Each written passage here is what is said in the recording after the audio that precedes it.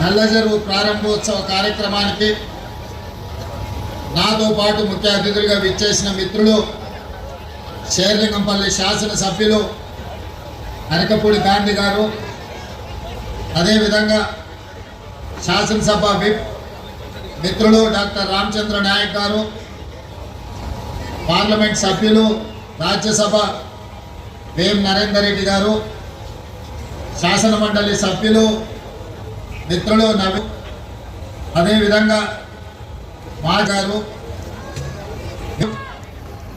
కొలను హనుమంత్ రెడ్డి గారు, హైదరాబాద్ కమిషనర్ గారు, సైదరాబాద్ మున్సిపల్ కమిషనర్ గారు, ఇతర ఉన్నతాధికారులు, ప్రారంభోత్సవ కార్యక్రమానికి ఎదురు చూస్తున్న కుకట్పల్లి యువమిత్రులందరికీ కూడా మనస్ఫూర్తిగా అభినందనలు, ధన్యవాదాలు తెలియజేస్తున్నాను. నిజంగా ఈరోజు ఇక్కడికి వచ్చి నల్లజెరువు అభివృద్ధి కార్యక్రమాన్ని చూసి ఇక్కడున్న మా యువకులు, మా ఆడపడుచులు, మా మిత్రులందరూ వ్యక్తం చేస్తున్న సంతోషాన్ని చూస్తే ఆనాడు పార్లమెంట్ సభ్యుడిగా ప్రశ్నించే గొంతుకగా ప్రజా సమస్యల మీద పోట్లాడి మీ అభిమానంతో పార్లమెంటుకు వెళ్ళి పార్టీ అధ్యక్షుడిగా, తెలంగాణ రాష్ట్ర ముఖ్యమంత్రిగా మళ్ళీ మీ ముందు కుక్కట్పల్లి గ్రామంలో నిలబడడం ఎంతో ఆనందం, సంతోషదాయకం. ఆనాడు పార్లమెంట్ సభ్యుడిగా ఈ ప్రాంతాన్ని ఎంత అభివృద్ధి చేయాలన్న కోరిక నాకున్నా పరిస్థితులు, నిధులు అనుకూలించకపోవడంతో ఆ రోజు మీరు ఆశించిన నేను చేయాలనుకున్న అభివృద్ధిని పూర్తి స్థాయిలో ఆనాడు చేయలేకపోయినా, కానీ ఈనాడు మీ అందరి ఆశీర్వాదంతో, మీ అందరి అభిమానంతో తెలంగాణ రాష్ట్ర ముఖ్యమంత్రిగా బాధ్యతలు చేపట్టి ఆనాడు నేను చేయలేకపోయిన అభివృద్ధి మల్కాజ్గిరి పార్లమెంటు నియోజకవర్గంలో ప్రతి కాలనీలో చేయగలిగిన అభివృద్ధి 100% చేయడానికి నా బాధ్యత తీసుకుంటా. రాజకీయాలకు అతీతంగా ఏ పార్టీ శాసనసభ్యులు ఉన్నా, ఏ పార్టీ శాసనమండలి సభ్యులు ఉన్నా, ఏ పార్టీ నుంచి లోక్సభ సభ్యులు ఉన్నా, మల్కాజ్గిరి పార్లమెంటు నియోజకవర్గంలో ఉన్న 7 శాసనసభ నియోజకవర్గాలలో 100% అభివృద్ధికి అవసరమైన నిధులను అన్నింటినీ కూడా మంజూరు చేస్తా అని చెప్పి ఈ వేదిక మీద నుంచి మీకు అందరికీ విజ్ఞప్తి చేస్తున్న మిత్రులారా, ఎన్నికలు వచ్చినప్పుడే రాజకీయాలు, ఎన్నికలు ముగిసిన తర్వాత అభివృద్ధి, సంక్షేమాన్ని ముందుకు తీసుకుపోవాలనేది నా విధానం. అభివృద్ధి వేదికల మీద రాజకీయాలు చర్చించడం నాకు ఇష్టం లేదు. అందుకే ఈనాడు ఎంతమంది ఎన్ని విమర్శలు చేసినా, ఎన్ని ఆరోపణలు చేసినా, హైడ్రా ప్రారంభించినప్పుడు, హైడ్రా పనులు కొనసాగిస్తున్నప్పుడు చాలామంది చాలా తీవ్రమైన ఆరోపణలు చేసింది. ఎవరు ఏ ఆరోపణలు చేసినా నా ఆలోచనలో, నా సంకల్పంలో నాకు ఎలాంటి దురుద్దేశాలు లేవు కాబట్టి వాటన్నిటి విమర్శలను మౌనంగా, సహనంతో నేను వాటిని భరించిన. ఈనాడు హైడ్రా కమిషనర్ గారు, ఇతర అధికారులు ఈ నల్లజెరువును చేసిన అభివృద్ధిని చూసిన తర్వాత ఇక్కడున్న వేలాది మంది వాళ్ళ మొహాలలో ఆనందం చూస్తే నాకు పడ్డ తిట్లు నాకు ఆశీర్వాదం కిందనే నేను భావిస్తున్నా. వాటిని తిట్లుగా నేను చూడడం లేదు. మిత్రులారా,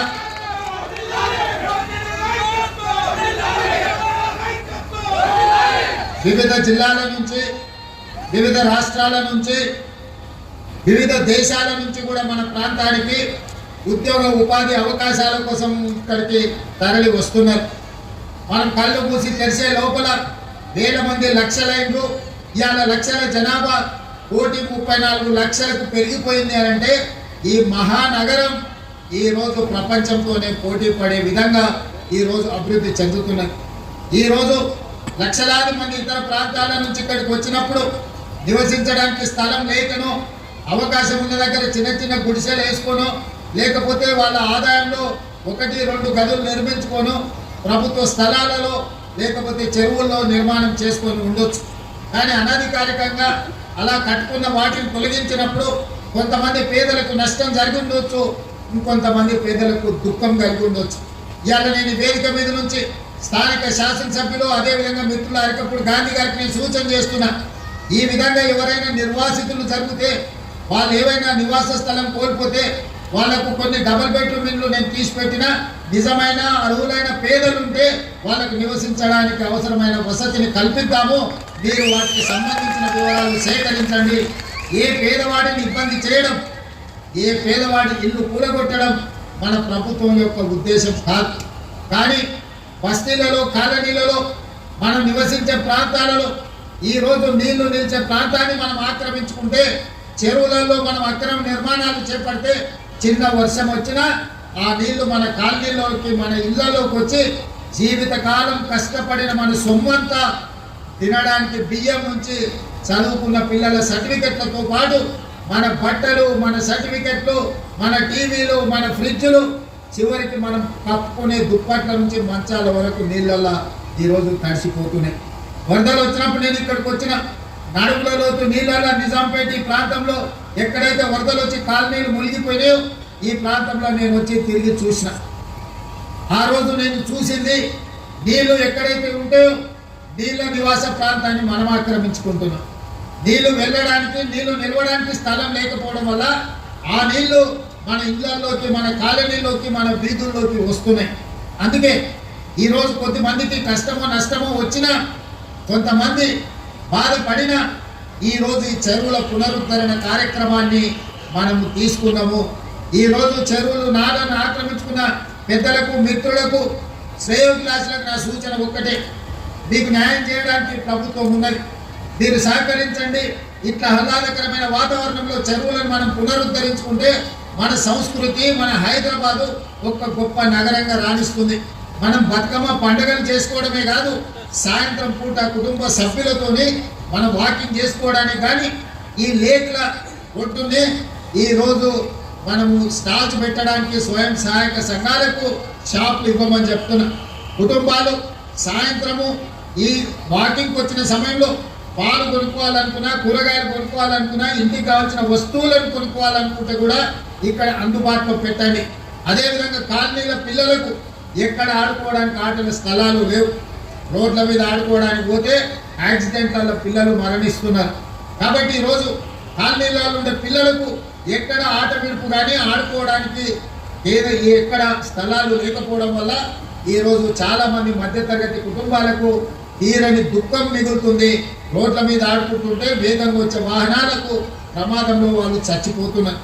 ఇవాళ పిల్లల మరణాన్ని, ఆ తల్లిదండ్రుల దుఃఖాన్ని ఈరోజు నిలువరించాలంటే ఇలాంటి చెరువులను అభివృద్ధి చేసుకోవాలి. చెరువుల ఒడ్డున ఆట స్థలాలను మనము పునరుద్ధరించుకోవాలి.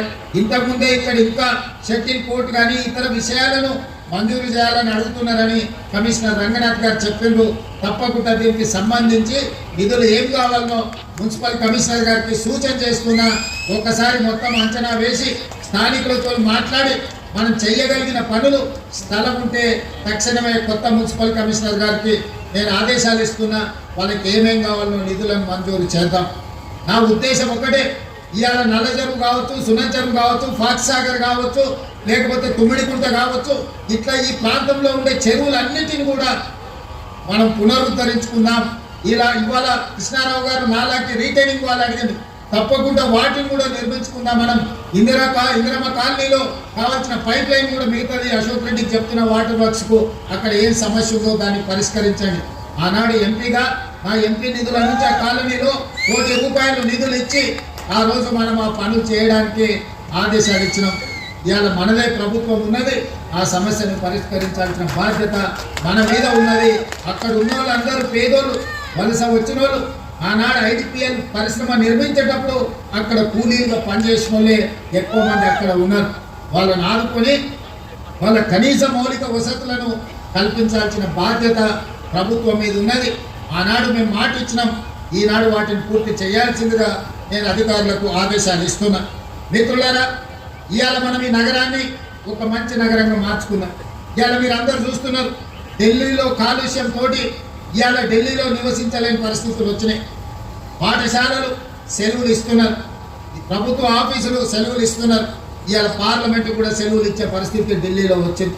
ఎందుకంటే ఢిల్లీలో వెదజల్లుతున్న కాలుష్యాన్ని ముందు చూపుతోనే ఆనాటి ప్రభుత్వాలు నియంత్రించకపోవడం వల్ల ఇవాళ ఢిల్లీ రాజకీయ రాజధాని, ప్రధానమంత్రి నుంచి రాష్ట్రపతి వరకు, సుప్రీంకోర్టు నుంచి వివిధ న్యాయస్థానాలు, కేంద్ర ఎన్నికల సంఘం వరకు ఢిల్లీలోనే ఉంటాయి.